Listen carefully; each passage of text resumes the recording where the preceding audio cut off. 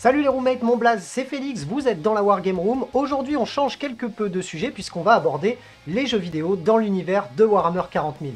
Grande passion qui m'anime depuis mon plus jeune âge, il fallait bien que je vous parle un petit peu des jeux vidéo qui sont sortis dans l'univers de Warhammer 40 000. Dans le courant des années 90, Games Workshop assoit sa domination du jeu de plateau dans l'univers des figurines et se lance pour la première fois dans la production de jeux vidéo. Bon nombre de jeux vidéo vont voir le jour à la fin des années 90, en passant par le jeu de cartes, le jeu de plateau ou encore le jeu au tour par tour ou le beat'em all. Et en fin des années 90, Games Workshop va faire un énorme coup avec la production de Dawn of War. Jeu qui, selon moi, à ce jour, reste le meilleur, mais j'avais tout de même envie de vous faire un top 5 des jeux vidéo qui m'avaient le plus marqué dans cet univers. Car il faut se le dire, Games Workshop n'a pas toujours produit de super bons jeux, et bien au contraire, selon moi, et par rapport à mes goûts et ce que j'aime dans le jeu vidéo, je vous avoue que j'ai eu du mal à trouver plus de 5 jeux que je trouvais vraiment sympas à jouer. On a eu des essais de jeux au tour par tour, comme un Space Hulk ou encore Mechanicus, ou encore un Diablo-like sorti il n'y a pas si longtemps que ça qui s'appelait Inquisitor, et même un jeu en VR,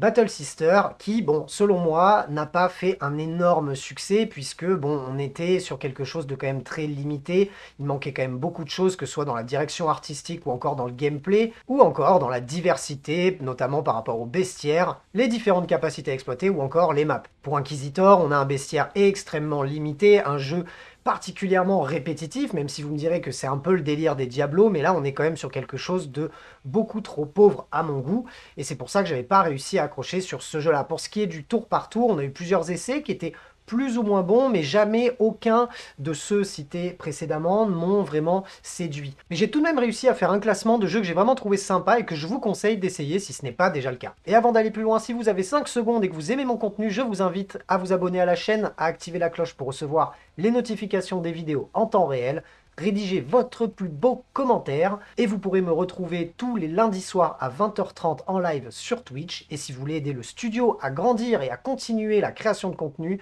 n'hésitez pas à aller faire un tour sur les plateformes de financement participatif qui sont Tipeee, Tipeee Stream, etc. Les liens sont dans la description. En 5e position, je mettrai Shootas Blood and Thief qui est sorti il n'y a pas si longtemps que ça.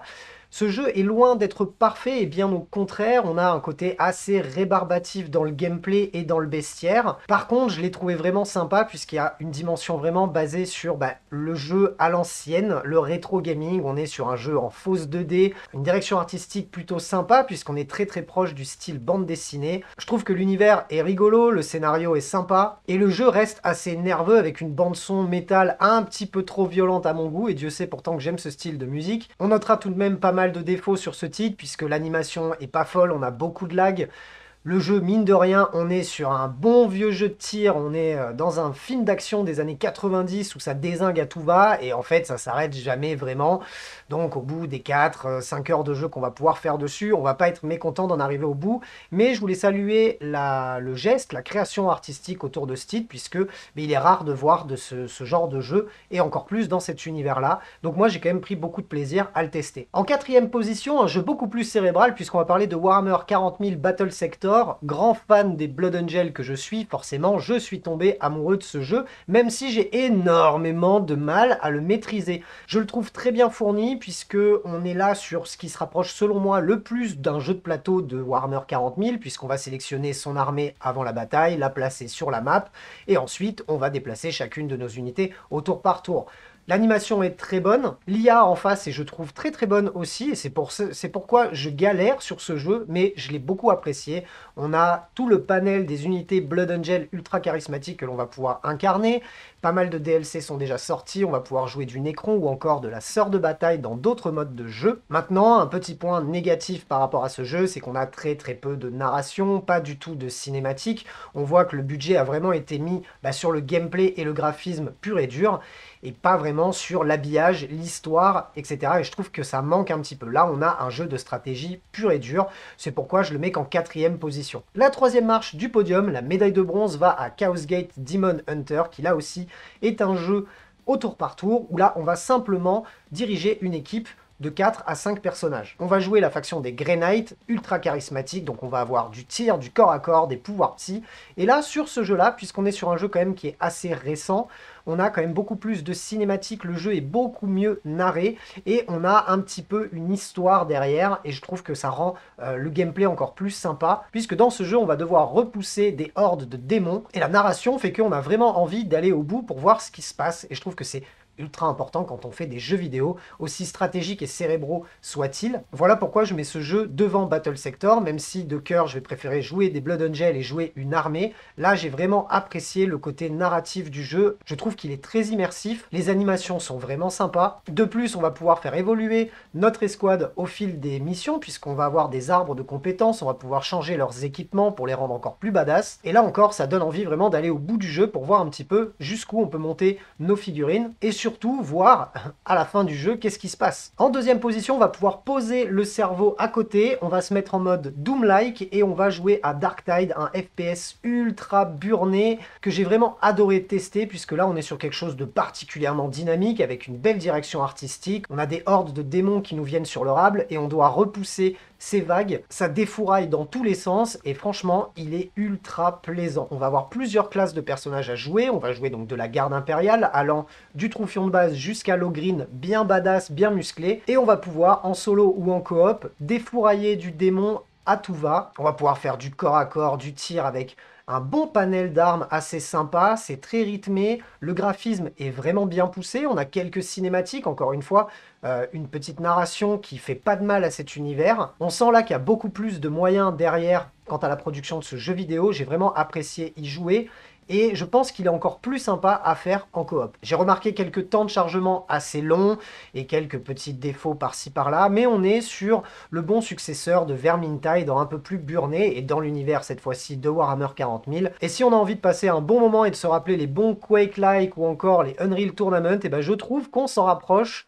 vraiment pas mal. Et sur la première marche du podium pour la médaille d'or, eh ben je vais pas être bien original puisque je vais vous reparler de Warhammer Dawn of War, puisque ça reste encore à l'heure actuelle mon jeu préféré dans cet univers. Je vais vous dire pourquoi. Eh bien tout simplement parce qu'il y a tout ce qui me plaît dans le jeu vidéo de stratégie. L'aspect gestion de notre camp de base où l'on va pouvoir produire nos unités, le fait de pouvoir jouer quasiment toutes les factions du jeu puisque au fil des ans, il y a eu beaucoup de DLC qui nous ont apporté beaucoup d'autres modes de jeu, d'autres aspects narratifs, et tout un tas de factions à jouer, toutes plus intéressantes les unes que les autres. Je ne vous cache pas qu'en 2023, les graphismes font un peu serrer les dents.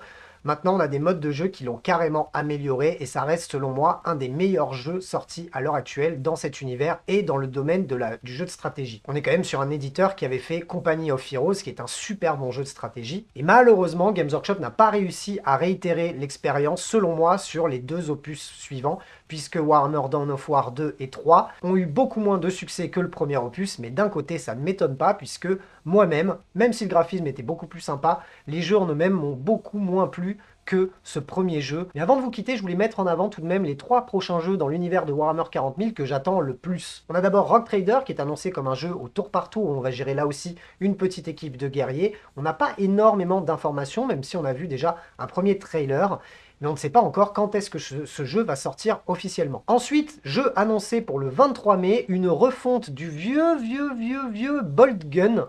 Gros jeu à la Quake-like des années Twist.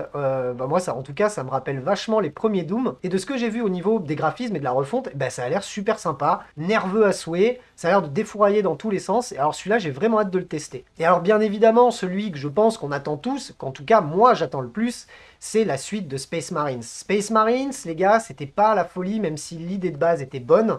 On était sur un bon vieux beat'em all à la 3e personne où on déglinguait tout ce qui bougeait. Maintenant, le gameplay était assez rébarbatif à l'époque et on n'était pas sur les animations les plus folles du genre. Maintenant, Space Marines 2 nous en met plein la vue avec les trailers qui sont sortis. On a vu même des sections de gameplay. On va faire face là à des hordes de tyrannides et là, l'aspect de masse a l'air vraiment bien géré sur les animations et même pour ce qui est des cinématiques. Pour le moment, je crois qu'à l'heure actuelle, il n'existe pas de jeu porté sur cet univers-là avec d'aussi belles cinématiques. Donc ça, c'est très cool. Et en plus de ça, j'ai l'impression qu'au niveau du gameplay, on est sur quelque chose d'un petit peu plus vaste, puisqu'on va avoir apparemment plusieurs classes de figurines, ou du moins, on va pouvoir améliorer son équipement pour pouvoir faire des choses un peu différentes et pas défourailler la même chose pendant 5, 10, 15 heures de jeu. On ne sait pas encore combien de temps le jeu durera. En tout cas, moi j'en attends beaucoup puisque j'avais quand même aimé le concept. Moi c'est le genre de jeu vraiment que je préfère sur console, les jeux à la troisième personne. J'étais quand même resté clairement sur ma faim lors du premier Space Marines. Là j'ai l'impression que sur celui-ci ils se sont un peu plus sortis les doigts et je pense qu'on va avoir de quoi bien s'éclater. J'espère que cette vidéo vous a plu. Si vous avez envie que je parle plus souvent de l'univers du jeu vidéo, eh bien n'hésitez pas à le dire en commentaire. On se retrouve très bientôt pour plein d'autres choses. D'ici là, prenez soin de vous. Salut les roommates.